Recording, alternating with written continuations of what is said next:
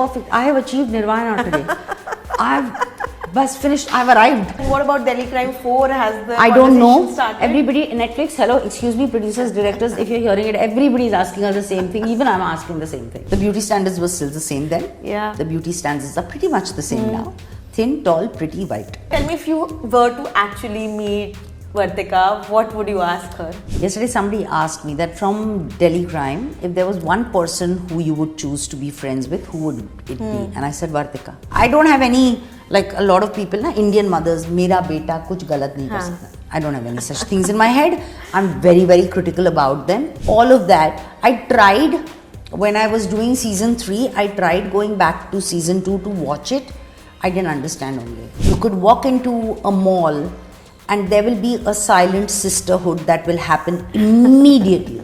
Hi, this is Sana Farzeen and welcome to India Today. I have with me Shefali Shah. 1 week after Delhi Crime 3 dropped, how's the last week been for you, Shefali? Amazing. So much love for the show, for Vartika, the response, the love, the respect. Amazing. I'm just so relieved and so grateful and so feel really blessed. I mean, I was very, very stressed, but it's just, that's good. Amazing. But tell me, like, after so many years, when your project is about to launch, about to drop, do you feel that nervousness? Not for all, but for Delhi Crime, I'm very, very nervous and anxious.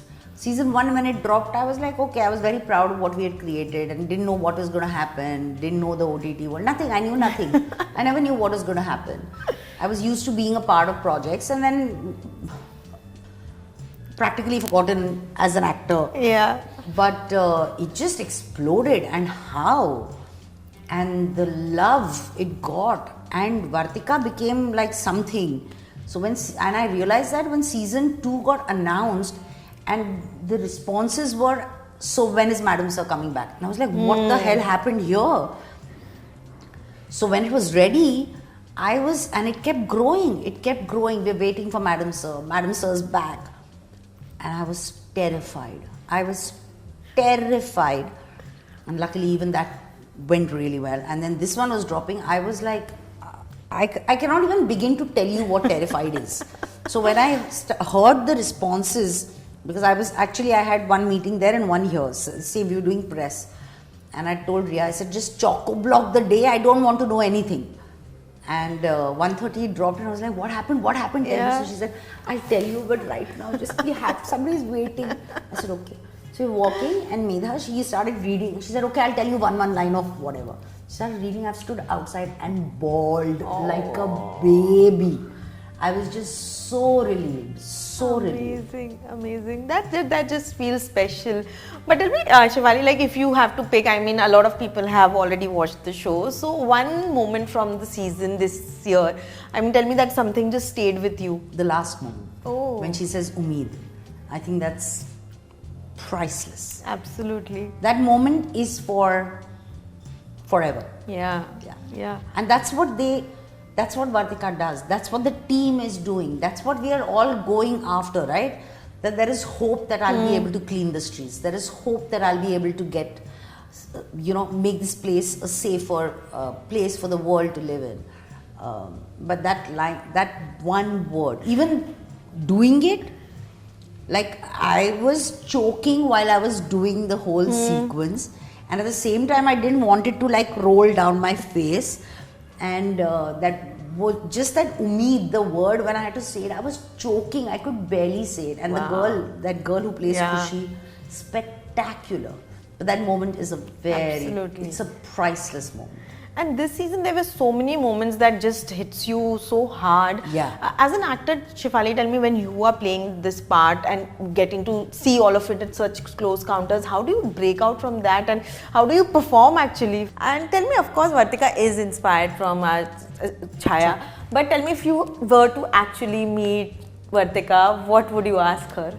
Yesterday somebody asked me that from Delhi Crime, if there was one person who you would choose to be friends with, who would it be? And I said Vartika. You definitely want her in your corner.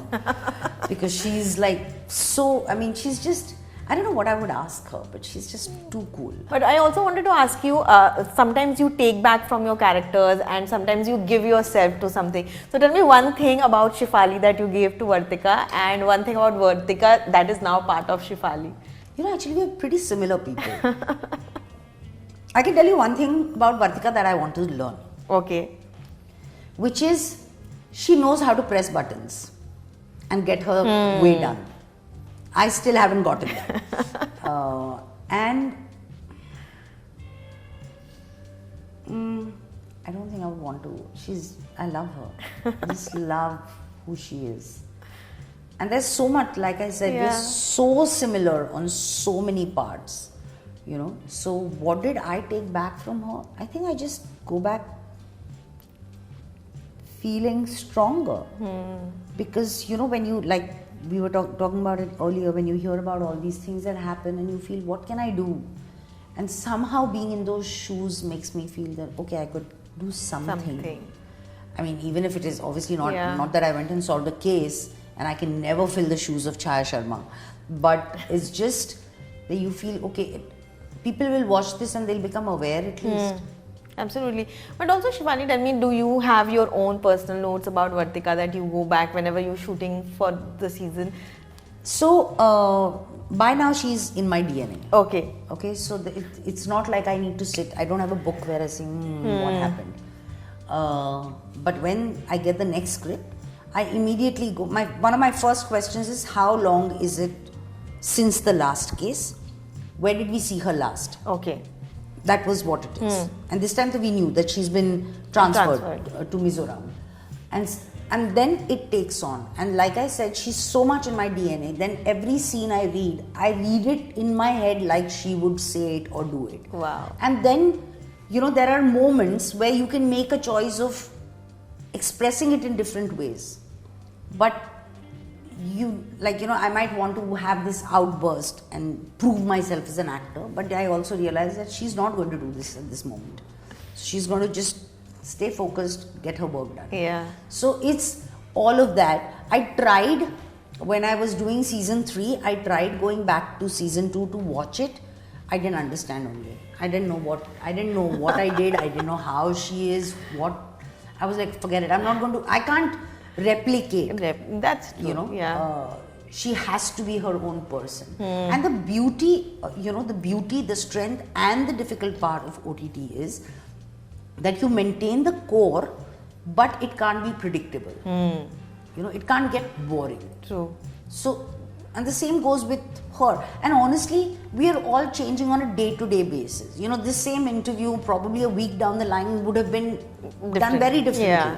So that change is automatically coming in her. Yeah. It is already coming in me as Shefali, as an actor. Absolutely. So all of it. So it's not like I go back and I say, acha, this. But like, for example, Delhi Crime 3, it was a conscious decision to make her more, or rather, I didn't want to play her with bravado. There is no bravado to her this time. There is no, oh my God, I can scream and shout and I can do nothing. All she's doing is, I have to find those girls. That's it. Yes, amazing. And tell me, Shefali, like, do you sometimes wonder what if Delhi Crime hadn't happened? Like, how would your career would have shaped? How would you have shaped? Nothing. I would still be doing some supporting, I would keep getting offered some mother parts which were insignificant. Playing a mother is not insignificant, but if the only description of a character is you are a mother, but what is a character? Then there is a problem. Yes. But sadly, that kind of thing has changed because of OTT. And Delhi Crime has made all the difference in my life. Absolutely. Yeah. Especially for so many female actors, it has made such a big difference. Absolutely. Yes. But also tell me, a lot of people often feel that the younger generations are getting such better work because, of course, times have changed. Does that sometimes make you envious or resentful about, I wish things had changed when I was young? I'm not envious and neither am I resentful. I do feel I wish I had more time. Yeah. I just feel, I wish this boom had happened when I was in my 30s, because then I would have had more years to do what I love doing. Yeah. So that I do feel. Right. And what do you feel about aging? I mean, this is topic that a lot of women have spoken about it, and it's such an important subject, especially in an industry like yours. How do you look at it, especially in a time when everyone is trying to stop aging? I mean, there's so much of plastic surgery, anti-aging treatments that have come in place. Shivali, how do you look at it? To each his own. I'm no one to tell what is right and wrong for somebody else. And there is absolutely nothing in wanting to look the best. If men start balding, they get a hair treatment, right? Why is that not even questioned? So if a woman feels her face needs to be tightened, so be it. And we are in a profession where this is a big part of what I do. It's not just about looking beautiful. It's being able to maintain a certain space where I can continue doing a lot more work. Yesterday or day before, I met someone and I said, I thought she must have been in her 50s. She was around 65, 70. I was like, no, you're kidding me, right? But it's great because she can do what she wants, and particularly for an actor. If I look half decent and if I'm not looking like a 60-year-old, I can probably play a 40 and I can play a 50. Yes. I don't want to be a 28-year-old. I'm very clear about it. But I don't need, what is wrong in trying to or wanting to look good? Yeah. Till what extent what you want to do is everyone's individual choice. And your choice, your money, your face, your body. Why should anyone else have a point of view on it? And because you came from theatre, of course, you've had your own journey from TV to films. What were the kind of beauty standards that you, in your times, and do you see that changing now when it comes to female actors? Not really. The beauty standards were still the same then. Yeah. The beauty standards are pretty much the same now. Thin, tall, pretty, white. And young. Finished. Yeah. And then, of course, there is an anomaly like a Tabu or a Konkona or a, Vidya. Vidya, I think, is stunning. True. But she's not thin or, those reed thin human beings. And I just think these women have paved the path for us. Like some years ago, if I was told that me, looking the way I do, which is not conventionally fitting into any beauty standards by the world, in my 40s would get offered a part headlining a show, I would have laughed. But that is changing. Yeah. Because now what is happening is, more than the beauty standards aren't changing, but the characters are changing. There are far more powerful characters. Every part, every role is a character. Earlier that character actor was it was really looked down upon and it was treated like that. Today it's not that. Right. Today even Vartika is a character, so is Bhupinder, so is Neeti, and so is Badi Didi. So no matter what the length of your role, you are a hero of that character, Yeah. And so it's not the beauty standards that have changed. It's the characters that have grown.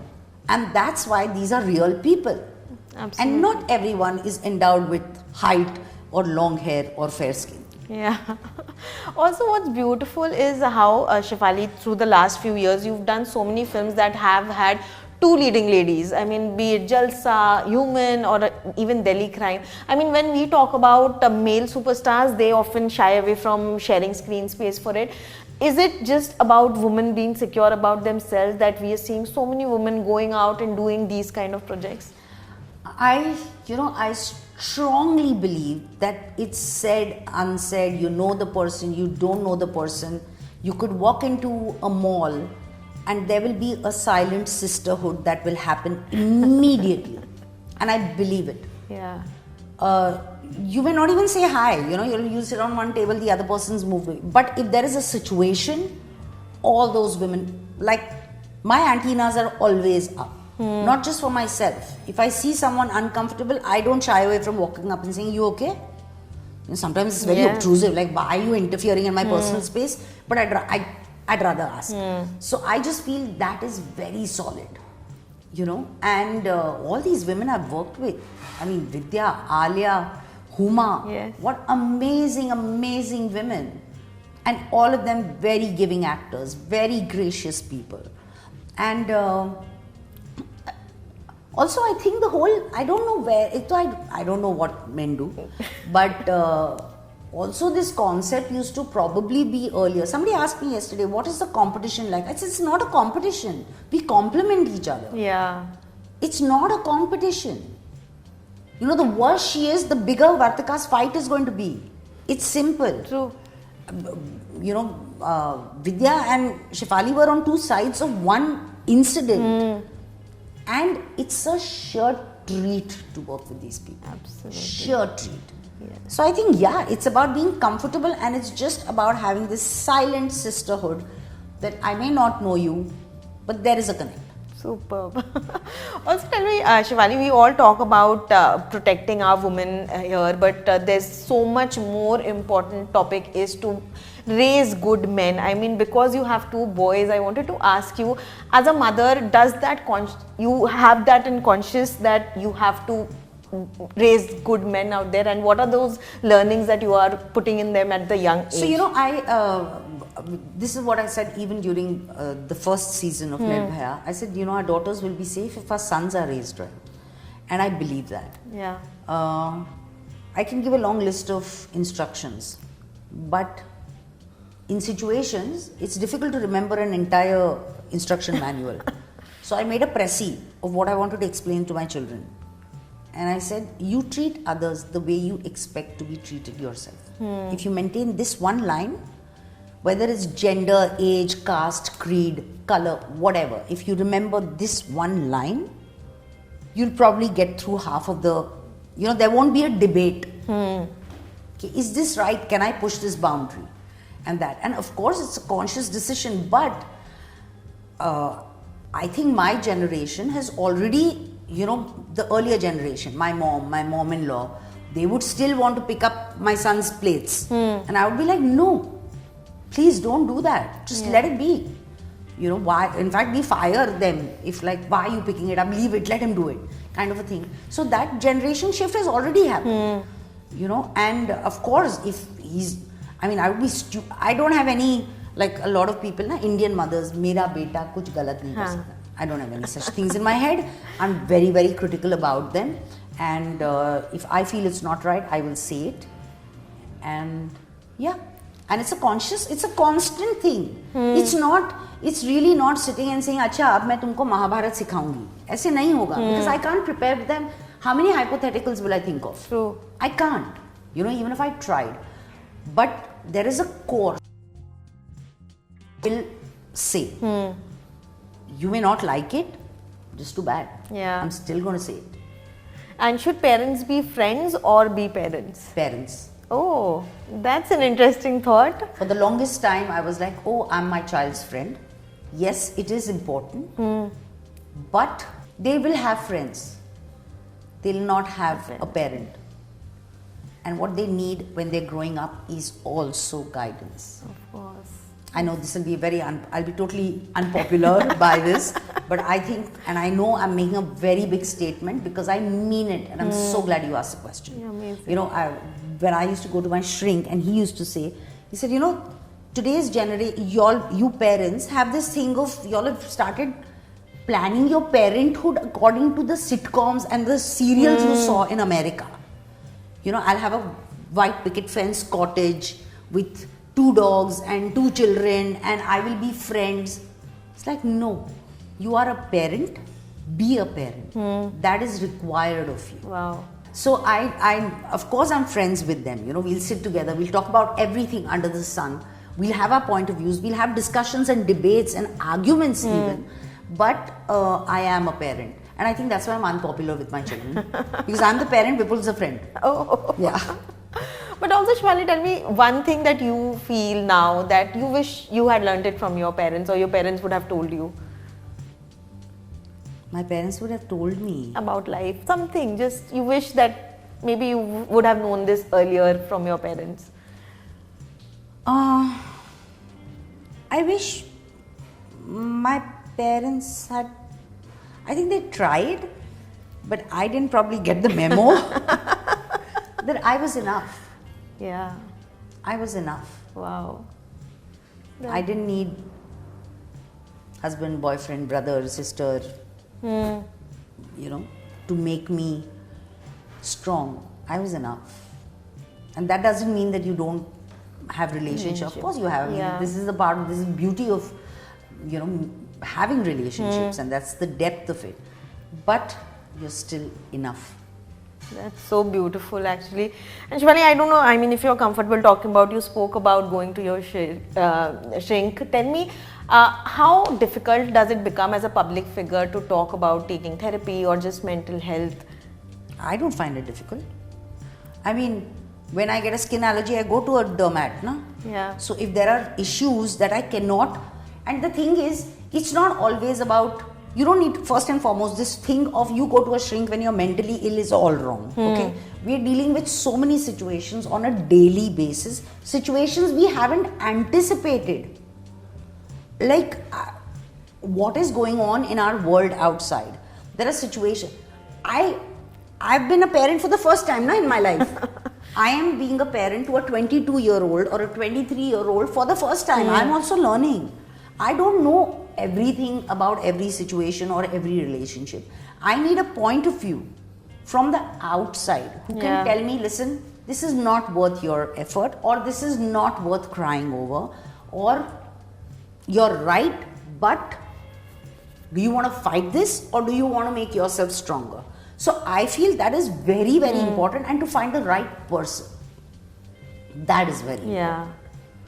You know, people underestimate the need to see a GP regularly. You go to a GP only when you, अरे खांसी हो गई, बुखार आया तब भी मैं जाऊंगा. उसके पहले कोई नहीं जाके मिलता. रेगुलर चेकअप का तो सिस्टम ही नहीं है, unless you're doing it for your insurance purpose, you know, or suddenly you wake up and say, oh, something happened. Yeah. But this is exactly like that. Don't wait for that crisis. So because you know, I go to Dr. Vishal Sawant and I love him, and he's made me stronger. The situations don't change much. It's just my way of dealing with it that is changing. You know, so sometimes now I can evaluate, is this life or death? It's not. So I'm feeling bad right now. It'll move on. It'll happen. It's fine. It'll move on, you know. So I don't find it difficult to talk about it. I don't even know what is the shame in it. If you can proudly say that I went and got my nails done, I mean, this is the least you can do for yourself. Absolutely, absolutely. And tell me, Shivani, you rightly spoke about being enough. I mean, right now there are so many women who are often shamed about maybe getting married late, not having kids, or having kids late. I mean, because there are so many women who look up to you, and of course Vartika also. If you could just tell something to these women about making their choices and sticking to it and not feeling guilty about it, what would you tell them? See, if you're going to make a choice, because if you're going to do something because you have pressure, or because it's the right thing to do, or it is how the world has done it before you, please understand you're going to have to live with that choice for the rest of your life. So you better be very sure about taking that dive. Yeah. Whether it's about marrying, whether it's about having children, whether it's about being single, whether it's about not being not having children, all these choices will have an outcome which only you have to deal with. So you've got to look at it and say, in the long run, is this going to work for me? Not today. You know, your initial reaction will be, oh, I'm going to defy what my parents said. Great, it's fabulous. You should question. But everything your parents says isn't stupid, one. And two is, you need to have a long-term perspective of it. Okay? After 5 years, after 10 years, what am I going to feel about? Am I going to feel like, am I going to regret it terribly? Because all these situations will have their different outcome. There are pros, there are cons. Yeah. You've got to figure where you fit in. You know, so there is no right and wrong. If you want to have babies, sit at home, which I chose to do after a point of time. I wanted to be at home and raise my kids, and was very happy doing it. If I had to do it again, I will do it all over again. Wow. But it was a choice I made. So it's just about the options you have and which are you the right fit for. That's it. That is something you need to figure. Amazing. And then, you know, think of it the long way. Also, I don't know whether it works. It's probably an exercise. You can try it. When there is a situation, just think of what you would say to your best friend. Okay. If she was in this situation, what would you tell her? Yeah. You know, because you're always more protective about the people you love rather than your own self. You value the people you love actually more than yourself, which it shouldn't be. and it doesn't have to be or. Truly. You know, I love my family or I love me. No, I can love my family, but I can love myself also. Yeah. So I think these two things, you need to figure that. Amazing. And lastly, tell me, I mean, recently Farah Khan spoke about how when she started working, her children started valuing her more. There was more validation around. Shefali, for you also, because you rightly spoke about you took a break to raise your kids, was working something that you wanted to do because you've of course done it for so many years, or I love what I do. I cannot begin to tell you how much I love it. I love set is my happiest place. Wow. If I could, I would do this 365 days a year. Just sadly, I did not get enough opportunities of the kind of parts I wanted to play. Yes. But I love it. And yeah, I'll go crazy if I sit at home. I have to constantly keep doing something. Right, Constantly. right. That is just me. I think one of the greatest strengths of a person is to be able to do nothing. So if you can achieve that nirvana, nothing like it. But I've not yet gotten there. but do you also feel when a woman is working, there's a lot more respect maybe from people around her? I don't know. Maybe to the outside world it might be. You know, that, oh, my wife or my mom or whatever. I don't know if it alters the equation at home. And also I feel, why should you be respected because you're working? That's true. I mean, what is it that you stop respecting your father on Sundays? Because he's at home. So like, why is this, why should this be an option? You know, it's terrible to even think of it, and this should be completely thrown out. Actually, it's a very good point I have made right now. This concept that you will work, your children will respect you. Kyun bhai? True. If I'm sitting at home, I won't get respected. What the hell does that even mean? Yeah. This is perfect. I have achieved nirvana today. I've finished. I've arrived. Great, Shefali. And when do we see you next on screen? Well, I'm hoping Vipul's film releases soon. I'm really looking forward to it. It should be releasing anytime early next year. It's a bank heist. He's doing a bank heist and he's doing a comedy, and it's a very, very witty film. Very witty film. And rarely will you hear the use of this word for a film, but it is. And it's a fantastic cast. There is Jaideep, there is Abhishek Banerjee, there is Srishti Srivastav, there is a big ensemble, Gopal Dutt and me, and lovely ensemble cast. And it's one hell of a script. And it's a bank heist. And I can't wait for it. There is another one that I did. I shot for early this year, but that's I think it's in post right now. Okay. I haven't even come down to the dubbing part of it yet. So that will take time, but it's one of the most cuckoo characters I have ever played, and I love every bit of it. I loved her so much. Amazing. She's like, what is this woman?